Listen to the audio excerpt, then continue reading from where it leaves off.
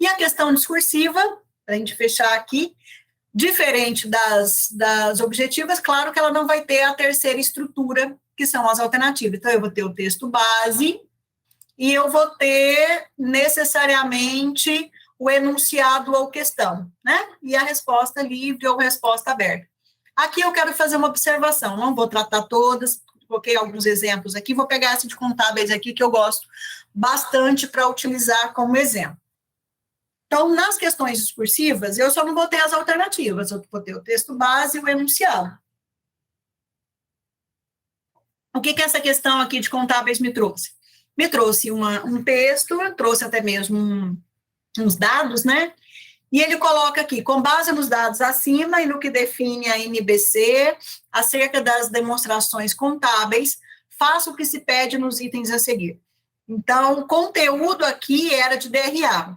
Olha o cuidado. Algo que eu chamo a atenção para vocês. Podem observar que a questão é uma questão aberta, que tem A e B. Na letra A, designa propriamente qual é a pontuação. A letra B, ele pediu duas coisas, o valor dos outros resultados e o valor do resultado abrangente no período, cada um com ponto. Aqui, formulando como se a questão tivesse 10, né? Como se valesse 10. Pode observar o cuidado que nós temos aqui, ó. O professor colocou cada questão no seu devido lugar, né? Com a devida pontuação. Por que nesse cuidado que nós precisamos ter, professores? Exatamente para a gente não ter um pedido de revisão de prova. Vamos olhar essa questão aqui com mais cuidado. Ó, então, a letra A. Explique a finalidade da DRA. Então, vamos voltar lá nas habilidades que eu falei, que a gente sempre evoca no enunciado um conteúdo e, no mínimo, uma habilidade. Vocês conseguem identificar para mim aqui conteúdo e habilidade? Deixa eu jogar a bola um pouquinho para vocês, para eu escutar um pouquinho vocês. Identifica para mim, nessa questão da letra A aqui, a habilidade que o professor exigiu e o conteúdo. DRA e explicar. Exatamente, professora Cristina. Conteúdo DRA, a gente, né, já sabe qual é o conteúdo que vai ser exigido, e explique. Explique é uma habilidade. Aqui, ó, na letra B, determinar o valor dos outros resultados, o valor do resultado abrangente também é uma habilidade. Pode observar, essa questão do direito também eu gosto bastante como exemplo. Ele trouxe um texto base, né, como questão objetiva, como questão discursiva, com base na situação apresentada. Volta, né, lembra aquilo que eu falei, sempre coloquem, né, com base nas informações apresentadas, com base no texto anterior, conforme tabela, para quê? Para falar para o aluno, volta lá e lê, né, não vem logo aqui nas questões marcar, não, volta lá, porque tem um textinho, um gráfico, uma imagem, uma charge, uma tira para você ler. Com base na situação apresentada, responda de forma justificada as seguintes perguntas, as perguntas a seguir. Responder é uma habilidade, a gente viu lá que responder é uma habilidade. Olha que interessante, o professor colocou entre vírgulas, de forma justificada. Ele colocou 3 alternativas numa questão aberta, cada uma colocou ponto. Por quê? Porque se o aluno não responder, se eu dividir a minha questão objetiva, mas pouco ela vale um ponto, discursiva, perdão, vale um ponto. Eu pedi 2 coisas, vamos voltar lá naquele exemplo da física. O professor pediu para calcular e explicar. Concorda comigo que eu tenho que deixar claro? O cálculo, meio ponto, a explicação, meio ponto? Porque se o aluno calcular e não explicar, ou se ele explicar e não calcular, eu não tenho problema, eu deixo claro, né? O cálculo, até o pessoal das exatas sempre me pergunta isso, professor, eu posso exigir que o aluno deixe o cálculo? Sim, mas coloca isso no enunciado da questão. Coloque, né? Calcule, aí coloca lá na instrução do enunciado, para a questão, né, ser validada, o cálculo deve constar, não só o resultado final. Cria, né, um texto, um comando. Gente, é clareza. Eu falo, quanto mais clareza a gente trouxer as nossas avaliações, quanto mais clareza a gente trouxer para os enunciados, melhor. E aí, o que o professor coloca? Vocês vão entender o porquê que está escrito aqui de forma justificada. Letra A ocorrência de ilícito civil, ele trouxe um estudo de caso, né, um caso de um simulado lá, e perguntou. Concordam comigo que poderia ter o risco do aluno responder sim ou não e pronto, acabou? Porque a pergunta está bem objetiva. A ocorrência de ilícito civil, o aluno podia colocar lá sim ou não. Só que não vai validar. Por quê? Porque o professor teve cuidado e o zelo de colocar aqui de forma justificada. Então, se ele responder sim ou não, ele não vai ganhar os 4 pontos, porque está escrito. B, a instituição de ensino poderá ser responsabilizada civilmente? Poderia colocar sim ou não. O professor tomou cuidado de lá no enunciado, já deixar de uma forma muito clara o que era para fazer. Tá vendo? Então, assim, são zelos e são cuidados. Aí que eu trouxe, né, vários exemplos aqui, vou deixar para vocês, já no material de engenharia civil, pedagogia, farmácia, de agronomia. Essa aqui eu já trouxe só uma questão do ENAD para vocês entenderem, uma questão discursiva. De uma forma geral, tá? Então, é deixar de uma forma clara o quê? Que as nossas questões sejam objetivas, nos 5 modelos que eu falei, complementação simples, resposta única, a interpretação, resposta múltipla e asserção-razão, os nossos 5 tipos, tudo que define realmente como positivo nisso aqui, aí eu deixar de uma forma muito clara todo o enunciado. Isso nos preserva de uma série de situações. Deixei, o pessoal da odontologia, né, vocês têm foto, né, o pessoal da medicina veterinária também, eu sei que tem, né, professora Rosana, exames, né, toda essa parte clínica que vocês podem, de uma forma muito clara, estar ilustrando. Tem uma aqui que tem, olha aqui, por exemplo, um raio-x, né, que eu posso estar ilustrando aqui as minhas questões. E deixo aqui, né, a minha frase para finalizar, para não... Já ocupei, né, um tempo significativo do dia de vocês, da tarde de vocês, é uma frase do Confúcio que eu gosto bastante, e que traduz de uma forma muito clara tudo isso que a gente conversou nessa tarde, onde ele diz, aquilo que escuto, eu esqueço, aquilo que vejo, eu lembro, aquilo que faço, eu aprendo. Ou seja, a partir do momento que nas nossas aulas e nas nossas avaliações, a gente mobiliza habilidades para que o aluno sabe conteúdo e faça, que são as habilidades, com certeza esse aprendizado ele vai ser significativo. A partir do momento que a gente mobiliza habilidades para que o aluno cada vez mais faça alguma coisa a partir do conteúdo ministrado, com certeza essa aprendizagem vai ser muito mais significativa, tá? Esse era o objetivo, né? Esse era o objetivo geral do nosso momento. Espero, né, de uma forma bem simples aqui, compartilhar um pouquinho com vocês, né, de tudo aquilo que a gente vem vivenciando. Eu falo que a gente chegou até aqui, é fruto mesmo de tempo, né, onde a gente veio aprendendo, veio errando, veio aprendendo, né, também, né, não é um processo finalizado, a gente está sempre em construção aí, mas o objetivo é que a gente possa aprender juntos para errar menos, para melhorar as nossas práticas, né? E que o nosso aluno ele possa ter sempre mais qualidade aí, tanto nas nossas aulas quanto nas nossas avaliações, tá bom? Deixo agora aberto o microfone, olha, professora, né, foi válido, não foi válido, quem quiser fazer pergunta, questionamento, estou aqui para isso, para este momento. Muito obrigada pela atenção de vocês.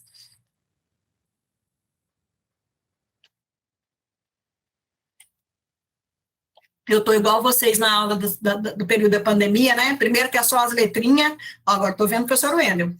E depois e depois o silêncio mortal, esse silêncio dói lá dentro da alma, ainda bem, estou vendo carinhas, graças a Deus. Oi, professora Lúcia, cadê?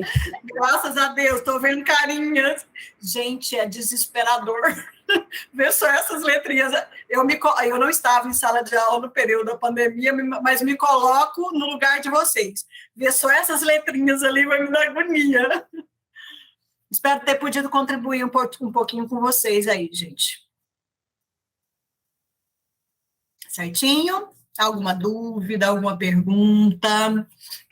Para mim foi ótimo, assim, apesar que a gente já realiza a construção, né, e a avaliação da avaliação, mas sempre diante da atividade é um desafio, né? Porque é uma outra descoberta, né? Outro conteúdo, outro aluno, outro tempo, né?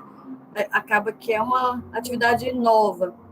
E eu confesso que eu sempre tenho mais dificuldade na questão da proposição lá, da razão. Da asserção e razão. Nossa, essa realmente me demanda mais, tanto para construir, tanto na correção. Eu recebo muitas críticas e eu sempre tenho a impressão de que eu elaboro uma péssima questão. Eu sempre fico com a impressão que eu poderia ter tirado essa questão da prova. Assim, Não, mas nós não vamos, a gente vai vencer. Professora, procura eu tenho fazer dificuldade, confesso. Assim. Procura fazer essa prática que eu disse. Começa, a hora que for fazer as duas proposições, pensar.